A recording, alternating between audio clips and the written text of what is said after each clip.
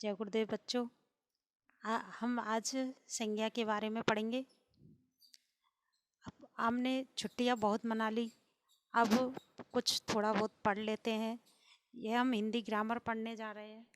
जो हिंदी ग्रामर जो है हमारे 8, 9, 10 सभी के लिए कंपलसरी जो सब्जेक्ट है वो है। तो हम शब्द जो होते हैं दो प्रकार के होते हैं, विकारी शब्द और अविकारी शब्द। अविकारी शब्द जिन्हें अव्यय भी कहते हैं, जिनका लिंग वचन काल इनके अनुसार कोई परिवर्तन नहीं होता, वो अविकारी शब्द कहलाते हैं। विकारी शब्द वे होते हैं जिनका लिंग वचन काल से परिवर्तन संभव है, उन्हें विकारी शब्द कहते हैं। तो विकारी शब्दों में हम सबसे पहले देखते हैं संज्ञा। संज्ञा किसे कहते हैं? संज्ञा जो शब्द है वो दो शब्दों से मिलकर बना है, सम प्लस ज्ञा। अर्थात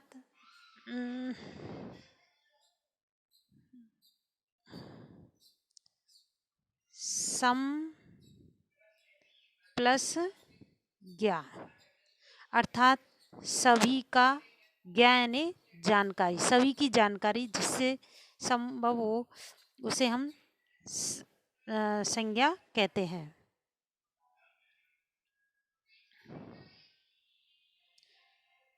तो संज्ञा शब्द जो होते हैं, तो संज्ञा किसे कहते हैं? किसी भी प्राणी, वस्तु, स्थान, भाव, अवस्था, गुण, दशा के नाम को संज्ञा कहते हैं।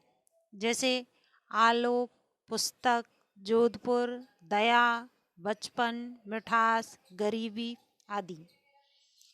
इस प्रकार जो संज्ञा होती है वो किसी भी व्यक्ति, वस्तु, स्थान, भाव, गुण, दशा आदि के जो नाम होता है, नाम को ही संज्ञा कहा जाता है।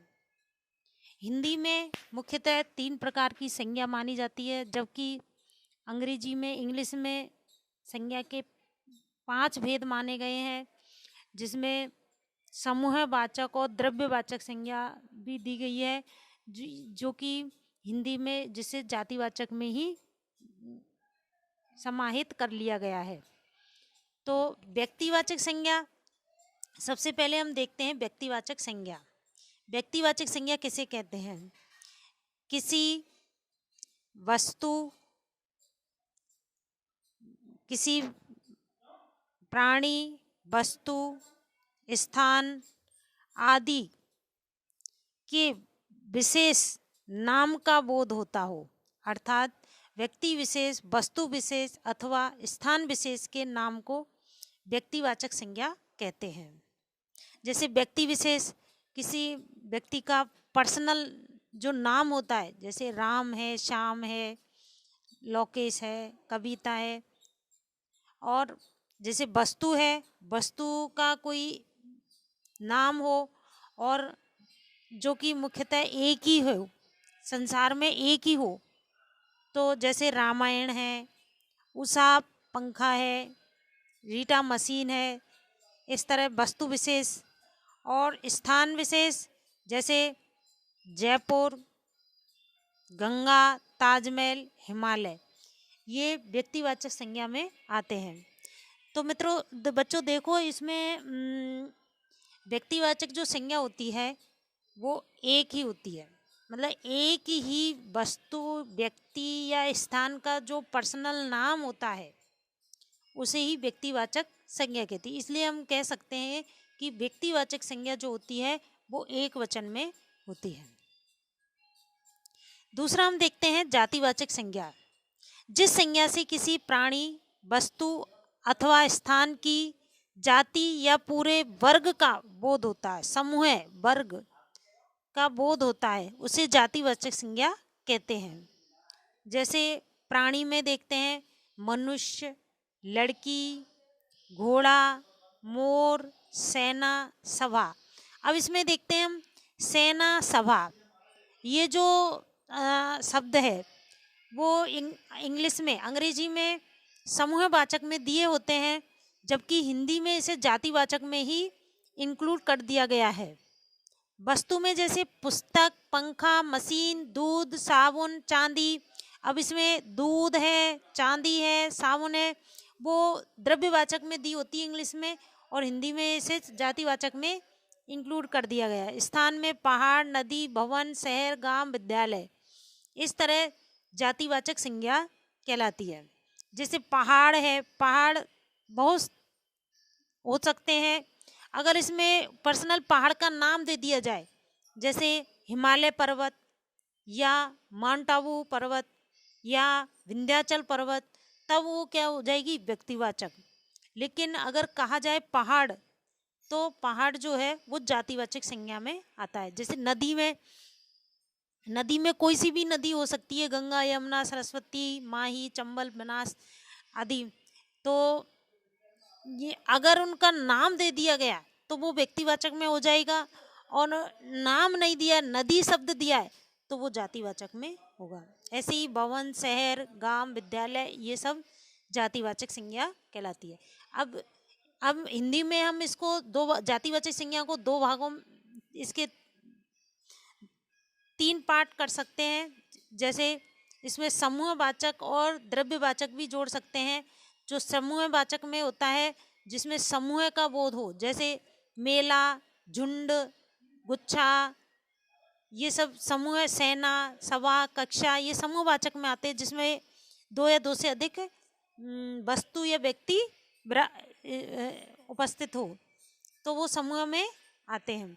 और द्रव्यवाचक में धातुएं आती है और तरल पदार्थ आते हैं।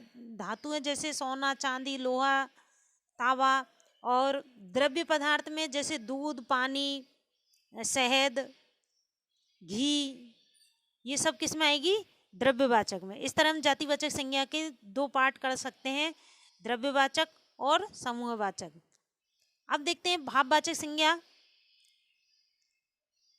वे संज्ञा शब्द जिनसे किसी व्यक्ति, वस्तु, स्थान के गुण, दोष, दशा, अवस्था तथा के भाव का बोध होता है, उसे भाववाचक संज्ञा कहते हैं। जैसे सुख, बचपन, सुंदरता, बुढ़ापा, विद्वता, ये भाववाचक संज्ञा कहलाती है। इसमें दे रखा है, विशेष कतिपय विद्वान अंग्रेजी व्याकरण की नकल करते हुए हिंदी में समुदायवाचक या समूहवाचक या द्रव्यवाचक संज्ञा के 2 भेद बताते हैं, किंतु हिंदी में तो दोनों भेद जातिवाचक संज्ञा के अंतर्गत आते हैं। ये आपको नोट के रूप में दे दिया है। भाववाचक संज्ञाएं बनाना। देखो मित्रों, जातिवाचक संज्ञा से भाववाचक संज्ञा बनाई जा सकती है, व्यक्तिवाचक संज्ञा से भाववाचक संज्ञा बनाई जा सकती है, क्रिया से भी भाववाचक संज्ञा बनती है, सर्वनाम से भी भाववाचक संज्ञा बनती है, और विशेषण से भी भाववाचक संज्ञा बनाई जा सकती है। तो हम देखते हैं जातिवाचक संज्ञा से भाववाचक संज्ञा बनाना। तो जैसे ता प्रत्यय के मेल से, अर्थात किसी भी जातिवाचक संज्ञा में ता प्रत्यय जोड़ने पर, किसी संज्ञा में, जातिवाचक संज्ञा में ता प्रत्यय जोड़ने पर भाववाचक संज्ञा बनाई जाती है। जैसे मानव में मानवता, मित्रता, प्रभुता, पशुता। इसमें क्या होता है, भाववाचक जो संज्ञा होती है वो दिखाई नहीं देती, उसे अनुभव किया जाता है, महसूस किया जाता है, वो दिखाई नहीं देती। जैसे मानव को हम देख सकते हैं, लेकिन मानवता महसूस की जा सकती है। मित्र को हम देख सकते हैं, लेकिन मित्रता का जो भाव होता है वो महसूस किया जाता है। प्रभु कहते हैं बड़े को हम देख सकते हैं, लेकिन प्रभुता, बड़प्पन जिसके अंदर होता है वो दिखाई नहीं देता, उसे महसूस किया जाता है। इसलिए भाववाचक जो संज्ञा होती है उसे महसूस की जाती है। जैसे त्व प्रत्यय लगाकर पशु से पशुत्व, मनुष्य से मनुष्यत्व, कवि से कवित्व, गुरुत्व, इस तरह। पन प्रत्यय लगाकर, जैसे लड़का में पन प्रत्यय लगाया लड़कपन, बच्चा में पन प्रत्यय लगाया बचपन, शिशु में ए प्रत्यय जोड़ा शैशव, गुरु में ए प्रत्यय जोड़ा गौरव, विभूमि, ए प्रत्यय जोड़ा वैभव। देखो बच्चों, ए प्रत्यय का बहुत ही विशेष महत्व है। ये जब ए प्रत्यय किसी भी शब्द में जुड़ता है तो आगे वाला जो वर्ण है, आगे वाला जो अक्षर है उसमें परिवर्तन कर देता है, उसमें उसे दीर्घ बना देता है। जैसे ई है तो वो आई में बदल जाएगा, छोटी या बड़ी हो तो वो आई में, ऊ है तो औ में। ऐसे ही जैसे भक्त, भक्ति, ई प्रत्यय जोड़ के भक्ति, ई प्रत्यय बड़ी प्रत्यय जोड़ के नौकर में बड़ी प्रत्यय ई जोड़ा तो नौकरी, चोर में चोरी। ऐसे ही आपा प्रत्यय जोड़ करके बुढ़ापा, बहनापा। तो बुढ़ापा कहते हैं बूढ़ेपन का जो भाव होता है बुढ़ापा। बहनापा, बहन जैसा व्यवहार करने वाला बहनापा। ऐसे ही सर्वनाम से भाववाचक संज्ञा बनाना। तो त्व प्रत्यय लगाकर सर्वनाम में त्व प्रत्यय लगाकर भाववाचक संज्ञा बनाई। जैसे अपना से अपनत्व, अपनेपन का भाव होता है अपनत्व। निज में निजत्व, स्व में स्वत्व। स्व यानी होता है अपना और स्वत्व यानी अपनेपन का भाव। पन प्रत्यय लगा करके अपना में पन प्रत्यय लगाकर अपनापन, पराया में पन प्रत्यय लगाकर परायापन।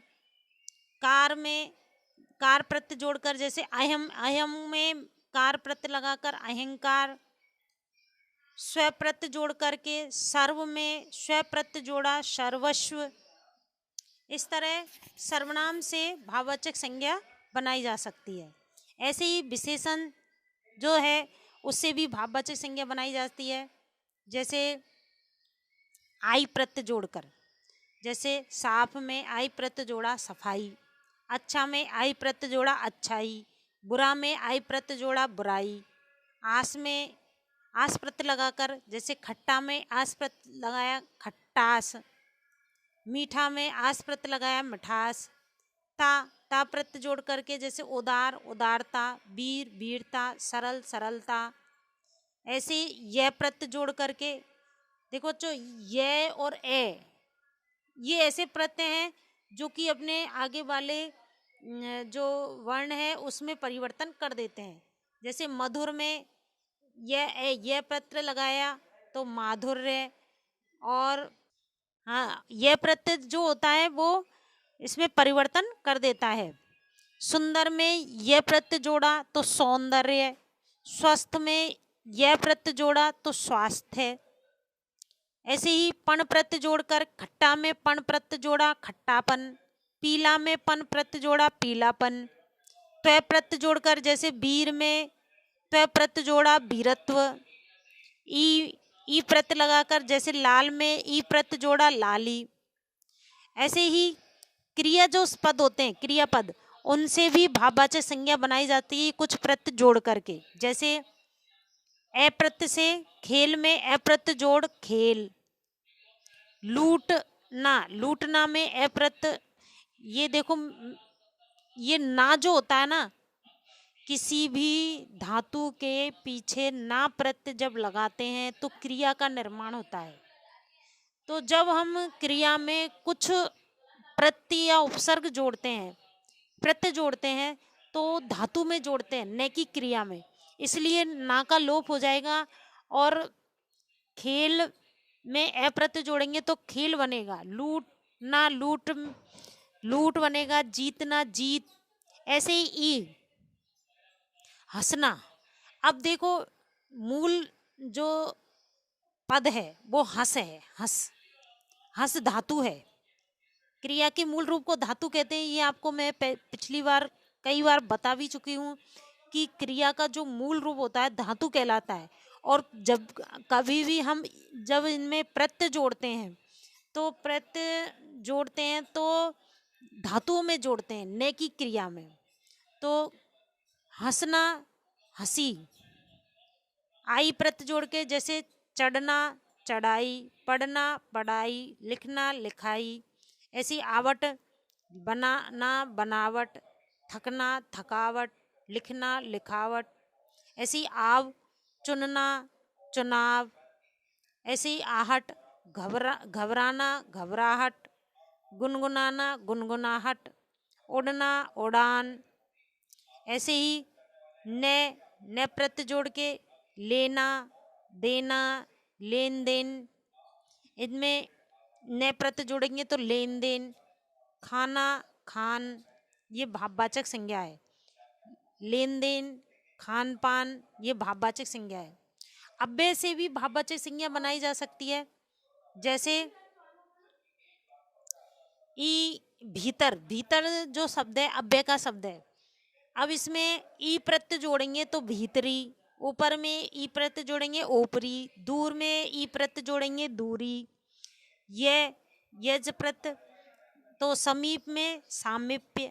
एक प्रत्यय जोड़ के परस्पर तो में पारस्परिक। व्यवहार में व्यावहारिक। ता प्रत्यय जोड़कर निकटता, शीघ्रता आदि। तो बच्चों देखो, मैंने आपको संज्ञा के बारे में बताया, इसके उदाहरण आपको मैंने समझाए, और भाववाचक संज्ञा बनाने के कुछ उदाहरण मैंने आपको दिए।